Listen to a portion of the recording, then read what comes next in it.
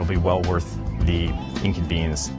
Just like nature, we'll never stop growing and evolving in an effort to maintain an ever-increasing interest in this native, all-natural cultural sanctuary.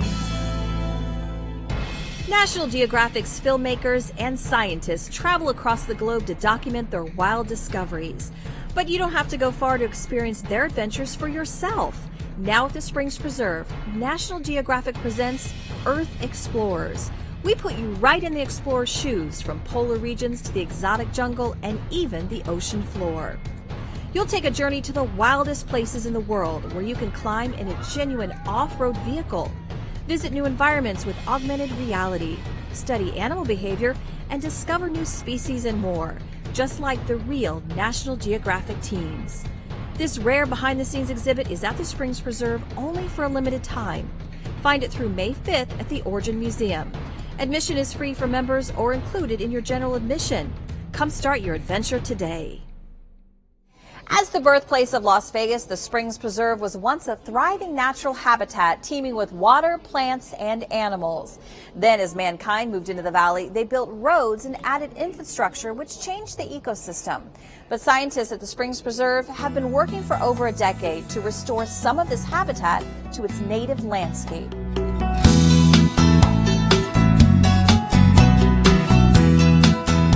It's been a thrill, really, to watch the changes. It's obvious, especially from before photos, that we've really made a difference here. It's easy to see, in photos at the beginning when you've got a bare patch of soil, and then even within 1 or 2 years later, you've got a rich, diverse landscape, and then 10, 15 years later, we've got, cottonwood trees that are approaching 40 feet tall, and it's a thrill to see it all come together. Back in the year 2000, before the Springs Preserve was officially opened, nearly 100 acres of the area was identified as prime land for habitat restoration. The procedure is straightforward: clean up sites disturbed by man, identify and restore soils to their original composition, and install native plants to recreate the former landscape. One shining example of habitat restoration success is the Springs Preserve ciénaga, a type of wetland system unique to the American Southwest. So our ciénaga has been a really popular spot on site since we opened. And what we did was we took a water detention basin and we transformed it into a little desert wetland with a nice trail that goes through. It's really great, whether you're bird watching or just seeing other wildlife that kind of come and go in that area. Lots of detail-oriented work goes into habitat restoration, especially when project leaders are committed to maintaining the integrity of the natural landscape. Even when there's a lot of data to keep up with, specific goals help keep habitat restorers on track. In some cases, we're restoring for a particular wildlife species or trying to achieve a certain look for the public. We've created some educational landscapes where we wanted to show the public different plant communities that are found in Las Vegas Valley. So that would be our goal, to have a creosote bush community or a cottonwood community, and that would be our objective, and then we would create that. All that diligent work is paying off in ways that aren't just visible to the eye, but vital to the creatures of our ecosystem. You see, one of the signs of a successful habitat restoration is that wildlife begins to move into the landscape and use it. And at the Springs Preserve, our guests get to witness this success story firsthand. As they're out on these trails and getting to have these moments where they get to see different animals, it's a good way to kind of have that neat interaction with nature in a controlled setting. Successful habitat restoration is a win for everyone. For the plants who will return, the animals who now have a place to live, and the Springs Preserve guests who get to enjoy the breathtaking results. So whether your interest is wildlife photography, adding to your birdwatching life list, or just enjoying a walk out on the trails, habitat restoration is an amazing way to visit the past. It's springtime and awesome events are blooming all throughout April and May at the Springs Preserve. First, on Saturday, April 27th, the Springs Preserve transforms into a wonderland, all for our annual Dia del Niño event. Celebrate the magic of childhood through kid-friendly activities including arts and crafts, live entertainment, and face painting. Tickets to this popular event are limited, so order yours today and make memories that will last long after they've grown up. Next is a Springs Preserve experience for guests 21 and older. Time to unwind at the Brews and Blues Festival. Grab your crew and sample a brew or two. We'll have drafts on tap from all around the world with live blues music to keep the night cool. Local vendors will be there too with some good eats, so come hungry. It's all happening Saturday, May 11th from 4 p.m. to 8 p.m. Get your tickets early and get ready to chill. Speaking of things that chill, attention ice cream lovers of all ages. Get ready to let your sweet tooth run wild at the Springs Preserve's annual Ice Cream Festival. Indulge in your favorite creamy treats while enjoying live entertainment and carnival games. All this and more is happening May 18th at the Springs Preserve from 10 a.m. to 4 p.m. Tickets to this event disappear faster than a gallon of Rocky Road at your little brother's birthday party, so get yours today at springspreserve.org. If you had to describe the philosophy of the Springs Preserve in one word, that word would likely be sustainability. From water conservation and LEED Platinum architecture to solar power generation and restored natural habitats, our entire campus is a living example of sustainable living. But more importantly, our staff, many of whom have been with us from the very beginning, live that philosophy, not only while they're here at work, but in every aspect of their lives.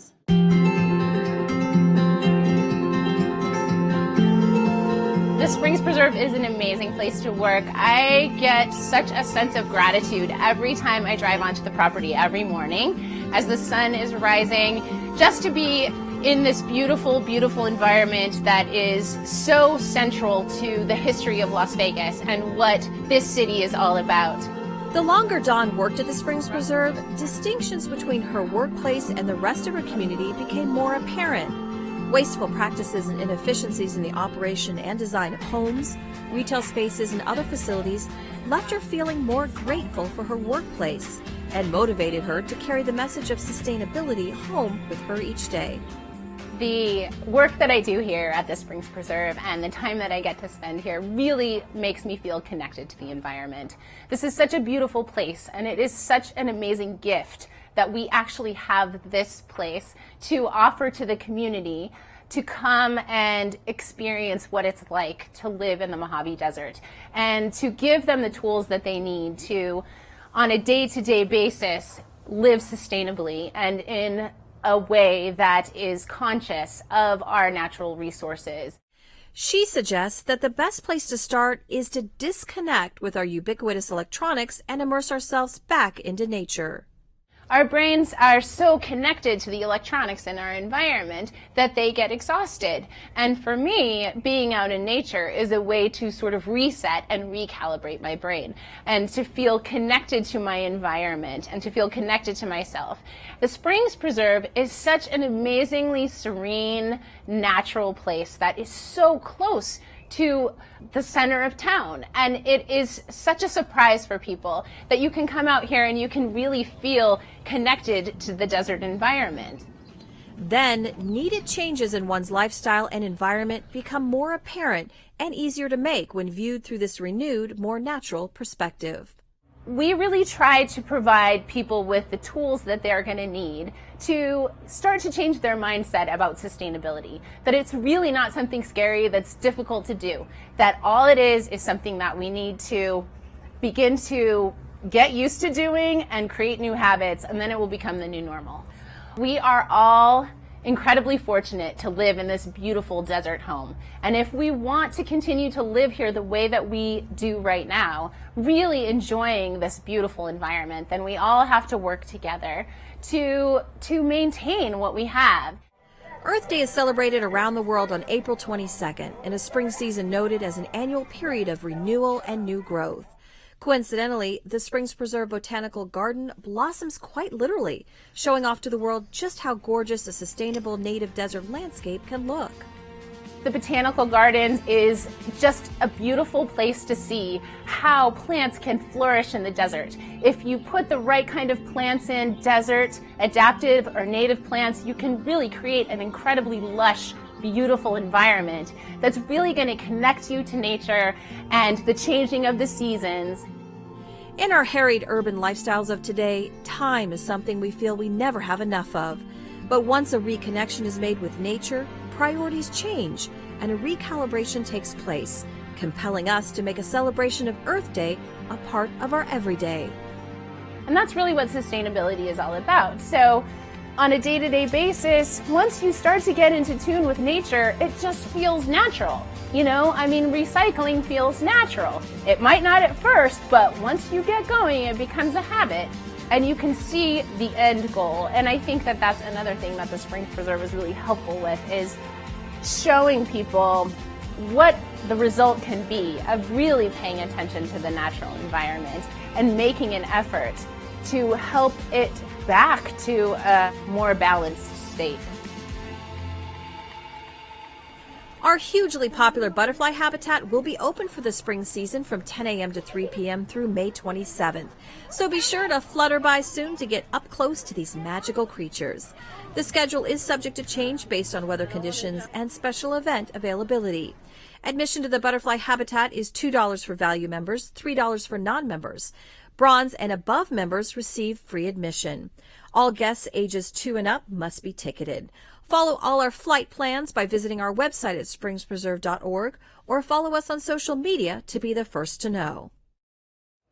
It made sense in the beginning. Landscape the Las Vegas Valley with towering trees that offer much needed shade and always appreciated greenery. But it ends up we were fighting biology and setting ourselves up for the pollen apocalypse.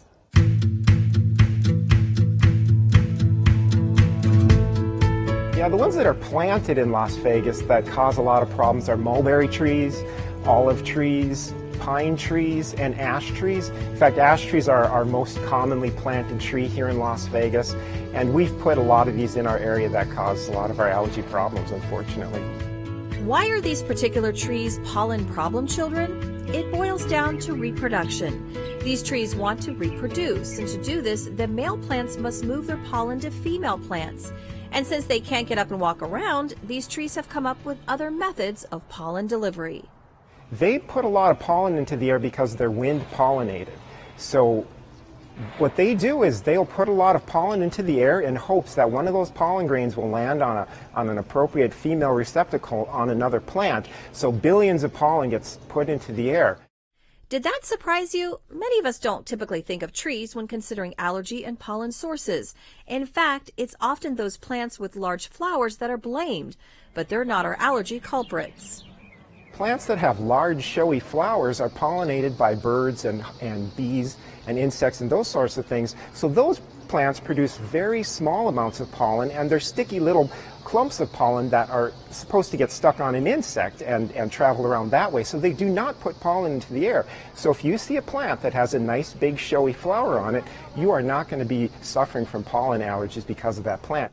Determining if a plant or tree is male or female is a great start to help deter allergy problems, and checking with your local nursery is the best way to ensure you're getting female plants instead of male ones. But there are also a few visual cues that can help you spot male and female plants. If you have a plant that flowers and then it produces a fruit, that is your female. Then you also have those plants that have flowers with no fruit, and those are your male. So chances are, if you have plants that have flowers that attract bees or other pollinators, those are the ones that are not going to really cause you problems because the pollen is gathered on those specific insects or other animals. When wind-blown pollen hits your nose instead of another plant, your body reacts to the foreign invader and you get allergies. Fortunately, allergy season in the desert is relatively short, between March and the end of May, with the occasional resurgence in the fall. These months are when growing plants are at their strongest and put a lot of pollen into the air, and they tend to be our windiest seasons too, making these allergy seasons pack a wallop. So what can you do when it's the time of the year for an allergen assault? First, make sure it's really pollen you're allergic to. It could be dust, it could be dander, or it could be like dust mites. You can go to the local pollen tracker and it will tell you what's really high pollen in our area for that specific time. And then that way you can see what's really bothering you. When pollen is on the wing, the dry desert air means the only thing that's going to get rid of it is a good rainstorm. So if pollen is your assailant, remember that there's no shame in taking cover. Unfortunately, you have to generally keep your doors and windows closed, prevent air from getting in, and have a good filtration system in your home. But for those allergy sufferers who don't want to retreat indoors, there is another option.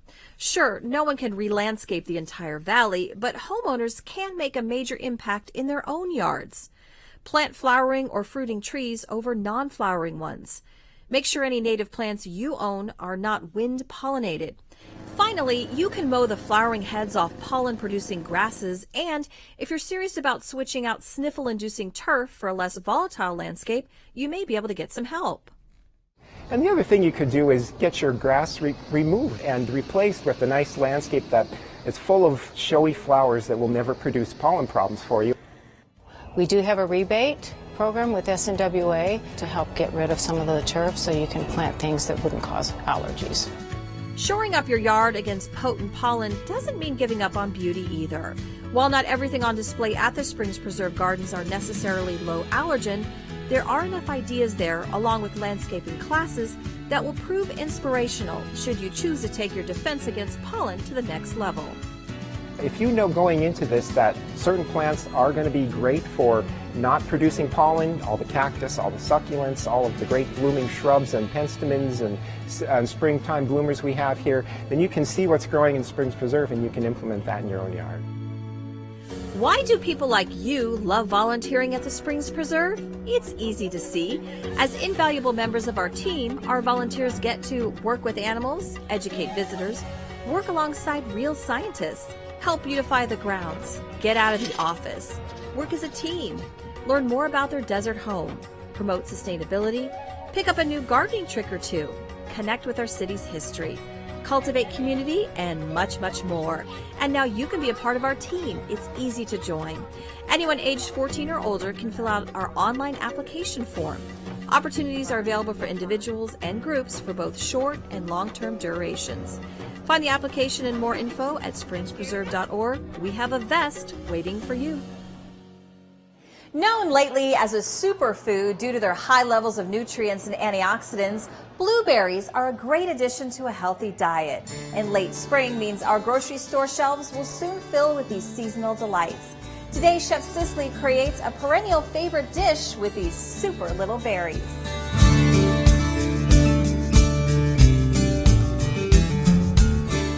Howdy folks, my name's Chef Cicely and I am making some blueberry cobbler here at the Divine Cafe at the Springs Preserve today. So I've got a lot of different bowls and a lot of different stuff out.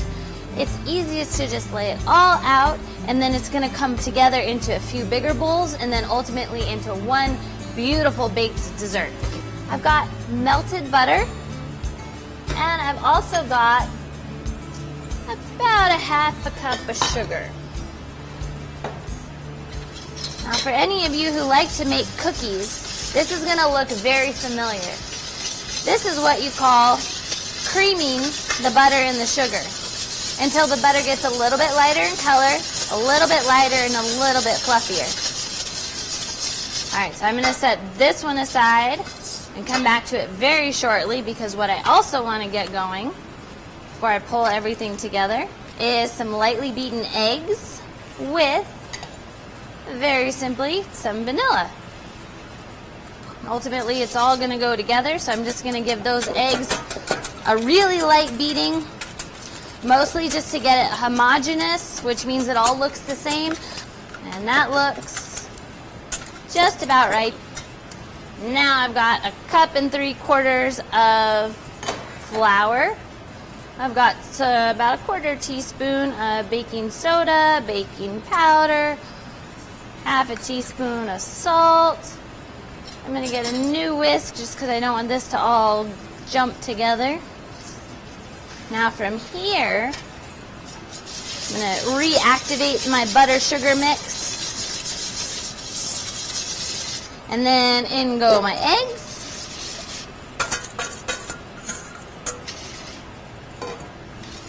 These all get mixed together. This lovely little mixture of moisture is buttermilk, so it's got a little bit of sourness to it. And I could add that in now, and then I could add in my flour, or I could stage addition both of them. That's what I'm going to do. So stage addition means that I'm going to put in just a little bit and then mix it together. Get that nice and mixed. Oh, and then I'm going to switch gears. Stage addition some buttermilk. Mix that together. You can see now it's starting to really come together. I've got a mess of fresh blueberries. This can be done with any sort of berries, particularly this time of year. Mix about just a 1/4 cup of sugar, and then here's a little trick. A tiny amount, maybe about a tablespoon of tapioca starch. As they break down, their moisture content is going to mix up with the starch, and it's going to congeal. And then it's going to make it like a nice pie filling. And then I have some fresh